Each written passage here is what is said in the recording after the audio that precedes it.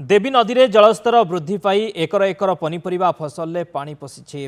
ऋण केमिति सुझिबे से नहीं चिंतार एवं चाषी। पानी रे भासुछि पोटल बुड़ी कंचा लंका। महानदी में जलस्तर वृद्धि पाई बेले तार शाखा नदी देवी नदी में जलस्तर क्रमशः वृद्धि पाई बन्या परिस्थिति सृष्टि होइछे। पुरी अस्तरंग ब्लॉक देवी नदी कूल खंडासाही ओसिहा अनंता विनायकपुर अंचल में व्यापक क्षति होइछि। एकर एकर परिबा चाष जमी रे लहड़ी मारुछि बन्या पानी। किछि दिन आगरू नदी पठारे खिलिखिली हसुथिला कंचा परिबा एबे बन्या जल रे ता बुड़ी जाइछि।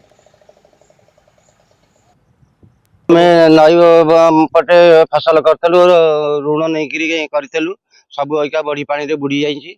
आमे आकुलिया होछु केमिति कोन करिवु। पोटल करथली नखमरच करथली बाइगण करथली टमाटर करथली सब फसल करथलु धोया पटे आमे हमर सब बुड़ी जाउछि। पोटल करथली सब धोई जाइछि बन्या पानी रे।